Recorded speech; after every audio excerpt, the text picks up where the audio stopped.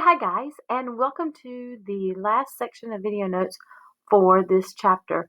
We're now in chapter 2, and we're doing section 3 of your video notes, which is on page 6. You should have changed it at the top where it said section 1 to now it says section 3, studying geography. So let's get started. So the first one we want to have is our hot question, and that one comes first this time because we want to think ahead about how much geography makes a difference in this world and how much geography affects what we do. So take a moment and answer this question. How do we dress differently for winter in Florida than if we lived in New York? And why would we dress differently?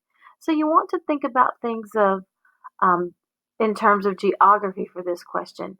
It's 3 to 5 sentences, and it should include something about the weather and different things like that.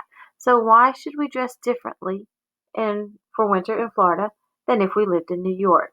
All right, so I'll give you a few minutes. There's 2 parts to that question. Answer both parts, stop the video, and answer the question. I'll wait right here for you.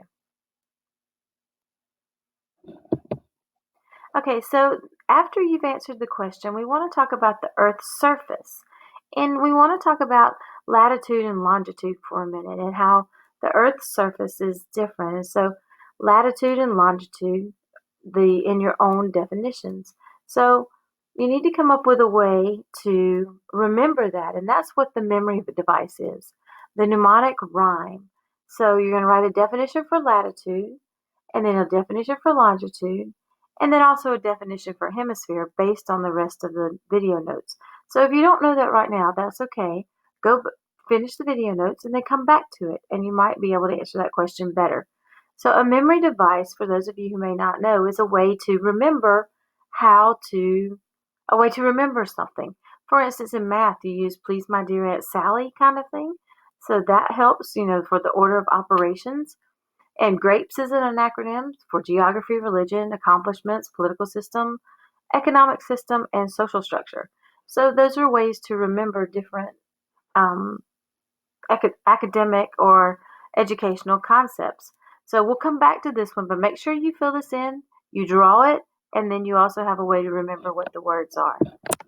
All right, so latitude. Latitude is where lat is flat. That's one way that you could remember what attitude is. And those are lines that run east and west on the globe. And so these lines are parallel, which means they're the same distance apart as they go around the globe. And then there's a special one in the middle called the equator. So the equator is a line of latitude. So it's kind of like with I'm a girl and there's a lot of other girls in the world, but I have a special name. And so my name is Mrs. Hodges, so I have a special name there. So the equator is a line of latitude that has a special name. So there's a whole bunch of lines, but the equator has one, and it has that special name, and it is 0 degrees latitude. All right, so now you're going to hear from Mr. Kennedy about the rest of your details. Well, hey there, guys. It's Mr. Kennedy here, ready to keep going on these video notes here. So just stay with me, and I'll make sure to teach you guys a little bit of geography. Look at that. We're already rhyming here. So we're going to talk about, in my slides, unlike Miss Hodges, we're going to talk about longitude. So unlike latitude, longitude are the lines that run from the north to the south. So just as she mentioned that the equator has a special line, we have a really special line on my side too. So the longitude special line is going to be the prime meridian. So this is really just a special line that if you look at a globe and labeled already your level 1, that's the line that runs from north to south and actually has a place in England where it's going to meet up. So longitude, those really long lines that stretch across the globe. So it does have a special name, but it's the prime meridian. That is the 0 degrees of longitude that we measure the long way around the Earth. There's a picture right there, some longitude lines for you guys to see that they run the long way around. So also to talk about here in geography and really studying the globe are hemispheres. So a half sphere used to refer to one half of the Earth when divided into north and south or east and west. So if you go back to your level 1, which should already be completed there, you'll see that you have probably already labeled the hemispheres. So the equator that runs flat is going to break apart the northern and southern hemisphere. And the prime meridian that runs north to south is going to break apart the eastern and western hemispheres. So you might say that I live in the western hemisphere. That is going to be everything to the west of the prime meridian. We also live in the northern hemisphere because we are north of the equator line.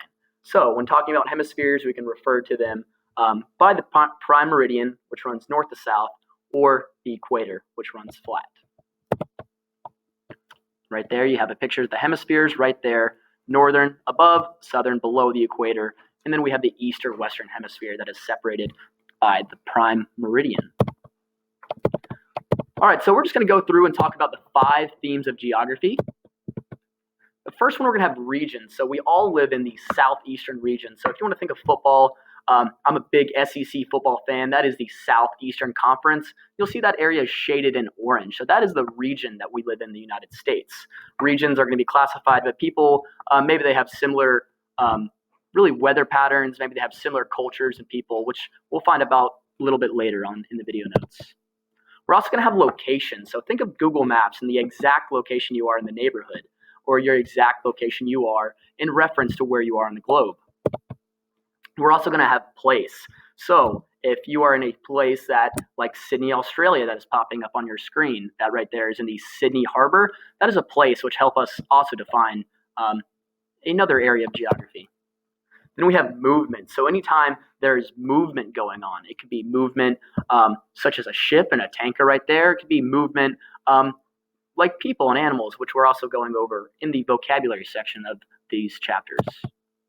Then we have interaction, so how people interact with one another. And really just, it's important to remember these 5 themes of geography when you're studying places and cultures and things of that sort. Hi, I just wanted to say hello. Okay. Okay, Miss Tickle, here. Okay. 6 essential elements of geography. The uses of geography. How can we better understand the relationship between people, places, and environments? There is a relationship going on there, so we need to understand it. Okay. The world in spatial terms. That means where. Where are we?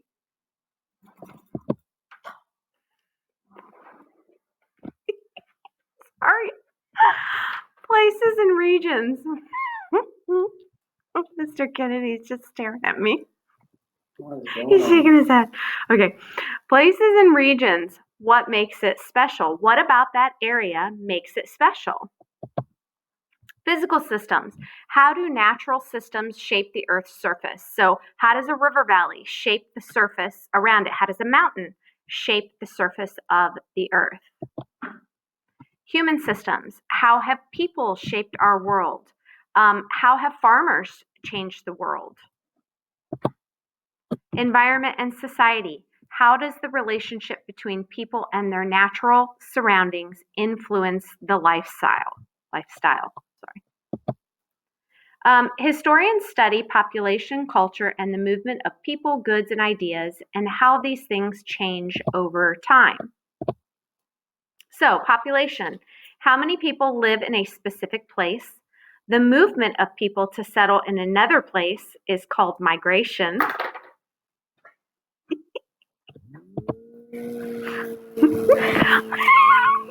Sorry, Miss Hodges is behind me. She go. She's like, there she is. I just needed my planner. We all forget our planners. Okay. Culture. The set of beliefs, behaviors, and traits shared by members of a group.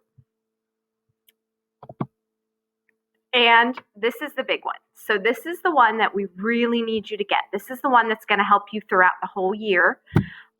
Cultural diffusion. I want you to put a star next to this. I want you to circle it. I want you to underline it. I want to see all 3.